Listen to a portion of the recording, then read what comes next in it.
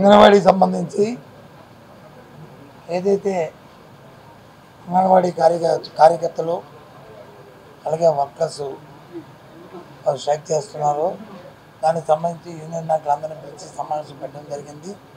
గతసారి ఒకసారి మాట్లాడాం. మళ్ళీ ఈరోజు కూడా నేను అలాగే రామకృష్ణారెడ్డి గారు అలాగే సిఎస్ గారు ప్రధాన సెక్రటరీ గారు సంబంధిత డిపార్ట్మెంట్ తాలూకు సెక్రటరీస్ డైరెక్టర్ మొత్తం అందరం కూర్చొని వాళ్ళతో సుదీర్ఘంగా 3 గంటలు చర్చించాము.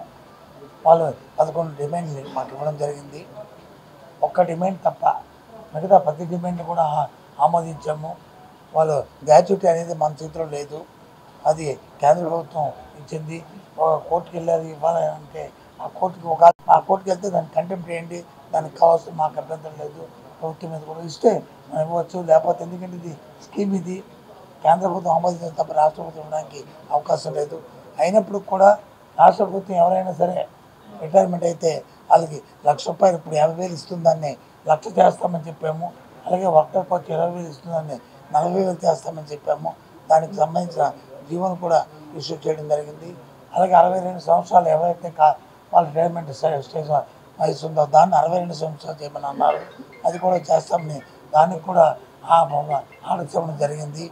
అలాగే 45 సంవత్సరాలకి ప్రమోషన్ ఇస్తున్నాము మంది, దాన్ని 50 సంవత్సరాలు పెంచమన్నారు. అది కూడా పెంచుతామని చెప్పాము, అది కూడా పెంచాము. వాళ్ళకి టీఏ అనేది లేదు, ఎక్కడ మీటింగ్కి వెళ్ళినప్పుడు ఓ టీఏ కావాలని అడిగారు, అది కూడా ఇస్తామని దానికి కూడా ఉత్తర్వులు ఇచ్చాము, దానికి సంబంధించి ఉత్తర్వులు ఇచ్చాము. ఇంకా ఇది కాకుండా వాళ్ళు అడిగింది వచ్చి మరి అద్దెలు అవన్నీ రేట్ అవుతున్నాయి, మా డబ్బులు మా జోబులో మా పాకెట్ మనీ పెట్టుకోవాల్సి వస్తుందంటే దానికి మరి ఫైనాన్స్ నుంచి వాళ్ళకి అడ్వాన్స్ రూపాయలు ఇవ్వాలనేది ప్రతిపాదన వచ్చి ఫైనాన్స్ వాళ్ళకి ప్రతిపాదన రికమెండ్ చేస్తాము. దాని మీద కూడా ఎగ్జామ్ చేస్తాము. ఎందుకంటే 1 నెలలో 2 నెలల ముందుగా ఆయన ఎక్స్పెండిచర్ వాళ్ళకి అడ్వాన్స్ రూపంలో ఇవ్వాలనే ఆలోచన కూడా తీసుకొచ్చాము. దాని మీద కూడా డిస్కషన్ జరుగుతుంది. ఈ రకంగా అన్నీ చేస్తాము. అయితే వేతనం దగ్గరికి వచ్చినప్పుడు మాత్రం వాళ్ళని రిక్వెస్ట్ చేశాము, మీరు కొంత సమయం ఇవ్వండి, ప్రభుత్వానికి సమయం ఇస్తే తప్పకుండా దాని మీద సానుకూలంగా స్పందిస్తామని చెప్పి రిక్వెస్ట్ చేశాము.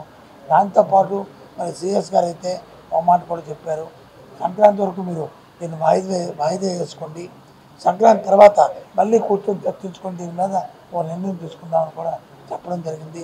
సానుకూలంగా స్పందిస్తానని నేనైతే ఊహిస్తున్నాను. దాంతోపాటు చెప్పాము, రేపు 1వ తారీఖు తర్వాత ఎవరైతే బాలింతలు కానీ మరి ప్రెగ్నెంట్ లేడీలు కానీ అంతేగాని ఉన్నారో వాళ్ళందరికీ 1వ తారీఖు తర్వాత జగనన్న మరి కిట్లు ఇవ్వడం అనేది అది ఉన్నది. కాబట్టి దయచేసి మీరు దానికి ఇబ్బంది లేకుండా ఉండాలి, మీరు జాయిన్ అయ్యి ఆ కార్యక్రమం చేయండి. లేనప్పుడు ప్రభుత్వం మరి అది చేయక తప్పదనే విషయాన్ని కూడా వాళ్ళకి తెలియపరిచాము. దాంతోపాటు బాలమృతం మరి వాళ్ళకి అందించాలి కాబట్టి ఆ కార్యక్రమం కూడా మరి దయచేసి చేయండి అని రిక్వెస్ట్ చేశాము. నేనల్లో దాన్ని ప్రత్యామ్నాయం చేస్తామని కూడా చెప్పాము. ఏదైనప్పటికీ కూడా ప్రభుత్వం సానుకూలతో సమగ్రంగా వాళ్ళందరితో కార్యక్రమం చేయాలనేదే ప్రభుత్వం ఆలోచన. ఎందుకంటే జగన్మోహన్ రెడ్డి గారు మా ప్రభుత్వం, ముఖ్యమంత్రి గారి ఆలోచన ఇది మహిళా పక్షపాత ప్రభుత్వం. వాళ్ళకి సంబంధించిన ఈ అంశం కూడా మేము ఏ అంశం తీసుకున్న మహిళలతో లింక్ చేస్తాము. కాబట్టి నేను సానుభూతి చేస్తామని వాళ్ళని పదే రిక్వెస్ట్ చేశాము. దాని మీద వారు తీసుకున్న నిర్ణయం మీద ఆధారపడి ఉంటుంది ప్రభుత్వం తరఫు తీరు. ఏదండి గౌరవేతం పెంచమని వాళ్ళు డిమాండ్ చేశారు. మేము సమయం అడిగాము. సమయం అడిగిన తర్వాత వచ్చి కాదు ఇప్పుడు చెప్పి అప్పుడు వచ్చి మీరు పెంచుకుంటే మాకు ఎప్పటి నుంచో దాన్ని ఇవ్వండి అన్నారు. ఇది సమయం కాదని రిక్వెస్ట్ చేశాము. దాంతోపాటు ఇప్పుడు ఏమన్నామంటే ఈ పండగ వరకు దీన్ని వాయిదా వేసుకోండి, పండుగ తర్వాత కూర్చొని అప్పుడు డిస్కస్ చేద్దామని చెప్పేసి నేను రిక్వెస్ట్ చేస్తాను. మిగతావన్నీ అసలే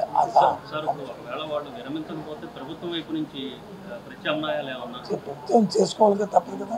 మరి బాలింతల్ని మనం ఉంచలేం కదా. మేము బెదిరించట్లేదు, మమ్మల్ని రిక్వెస్ట్ చేస్తాం, కానీ బెదిరించ అనేది ఎక్కడా లేదు.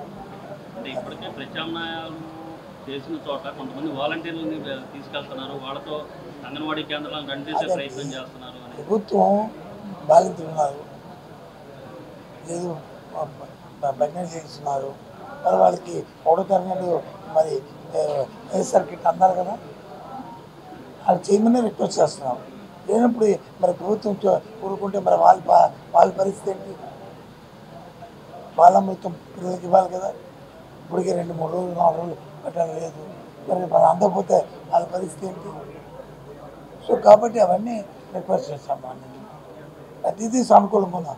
ఆ ఒక్క దాని దగ్గరే సమయం అడుగుతున్నాం, ఎందుకని ఈ సందర్భం కాదు తప్ప ప్రభుత్వం ఎట్టి పరిస్థితుల్లో కూడా వాళ్ళు వ్యతిరేకం కాదు. టోటల్గా సానుభూతి. ఆర్థిక ఇబ్బంది ఆర్థిక అంశమే రాలేదు. ఆర్థిక ఇబ్బంది గురించి కాదు తప్ప అది ఆ అంశం రాలేదు. ప్రభుత్వానికి ఆలోచన కూడా లేదు. ఓన్లీ టైం, ఓన్లీ సమయం గురించే తప్ప ఆర్థిక పరిస్థితి దాని గురించే మాట్లాడలేదు తప్ప ఓన్లీ సమయం గురించే అంతే. అదొకటి. ఓకేనా? ఉంటాను. Thank you.